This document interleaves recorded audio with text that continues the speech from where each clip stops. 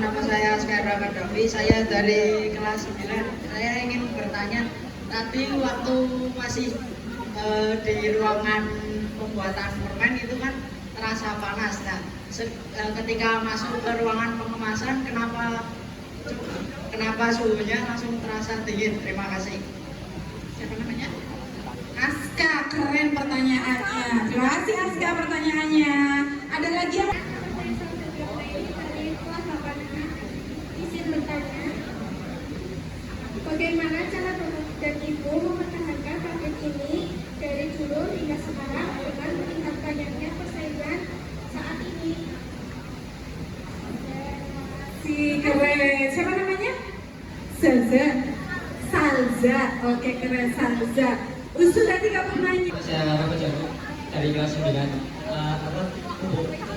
Saat memasuki ruangan pertama tadi kan ada bubuk putih. Nah, bubuk putih itu bagian dari apa permen bos? Terima kasih.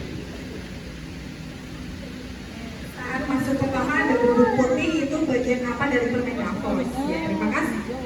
Rafa, ada lagi? Nama saya adalah Fatih dari kelas 9. Saya ingin bertanya, permen Davos itu terinspirasi dari apa? Terinspirasi dari apa? Siapa namanya? Saya Fatih. Ataya. Terima kasih. Bapak, Ibu guru dan anak-anak. Terima kasih atas kunjungannya dan pertanyaannya. Ada beberapa pertanyaan dari Mas Kadafi, dari Syara, dari Salesiza, dari apa yang dua itu, karena nanti bisa dijawab oleh narasumbernya. Untuk berkaitan dengan proses produksi, saya akan menjelaskan sekalian biar nanti pertanyaan 3 orang itu sekalian terjawab. Pertama itu bahan bakunya yang anak-anak ketahui apa? Gula apa? Gula apa? Gula merah? Gula pasir. Nah, proses awalnya gula pasir digiling menjadi gula halus. Jadi tadi pertama masuk ke ruangan itu ada bubuk putih, itu adalah gula halus. Nah, itu bahan bakunya. Lalu ada bahan tambahan sebagai pengikat pelumas dan itu diantaranya adalah dextrin, terbuat dari singkong dan diekstrak dari dextrin sebagai pengikat. Lalu ada gelatin sapi itu sebagai pengikat juga. Lalu ada asam stearat itu sebagai pelumas. Nah, ketiga bahan ini dimasak terlebih dahulu dengan ditambahi air supaya menjadi cair. Setelah masak, lalu ditambah pewarna. Pewarnanya kira-kira menurut anak-anak apa? Warnanya apa? Pewarnanya biru. Ya, dikasih pewarna biru, tapi kok warnanya nggak biru ya? Warnanya putih. Mungkin ini ibu guru yang usianya agak tua ya. Zaman dulu kalau baju putih dikasihnya apa? Nah, tahu. Supaya apa?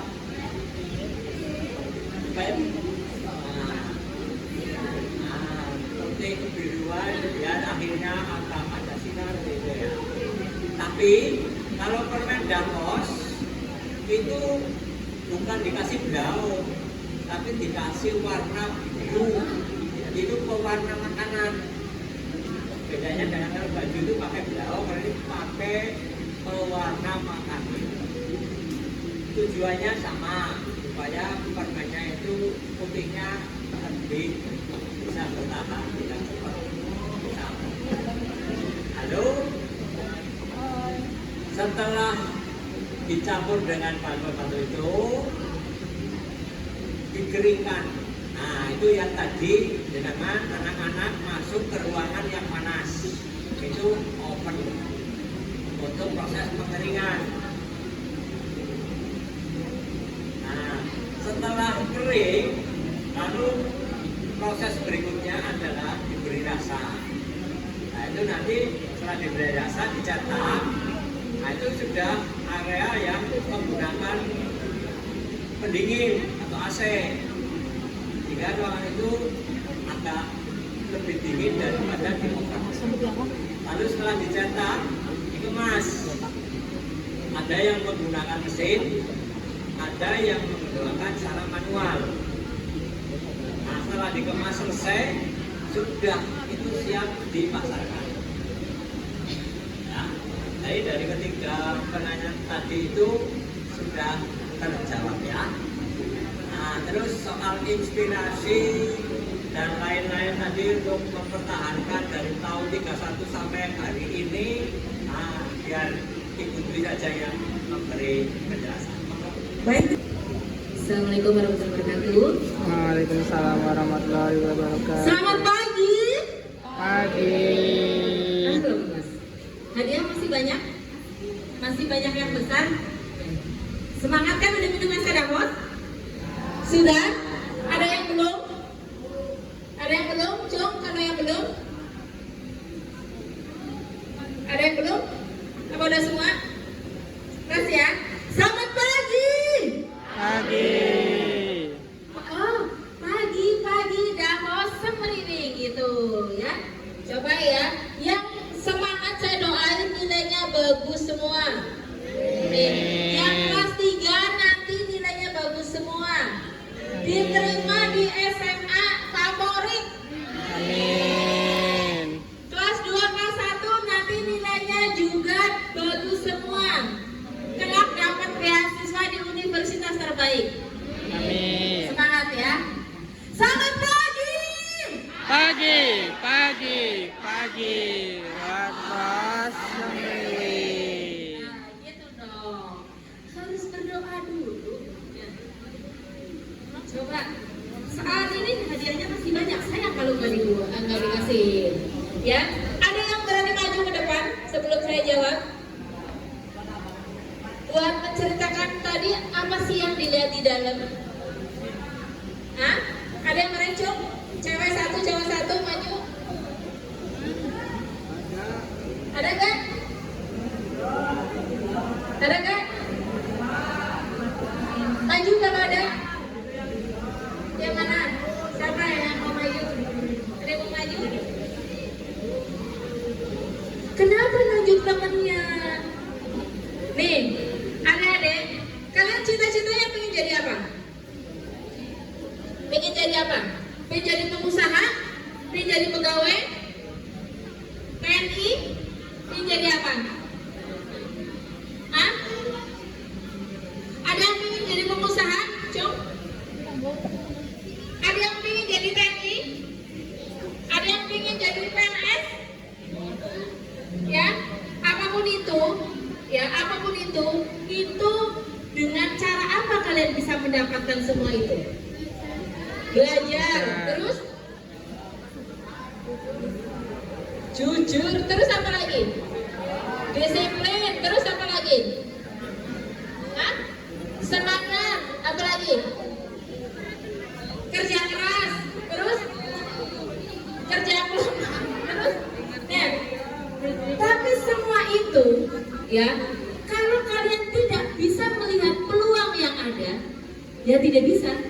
Contoh ya, kepingin jadi PNS ya, tapi tidak melihat kapan sih bukaan lowongan CPNS, atau kalau sudah ada tapi tidak mengambil peluang itu, ya kalian selamanya tidak akan jadi CPNS. Begitu juga jadi pengusaha.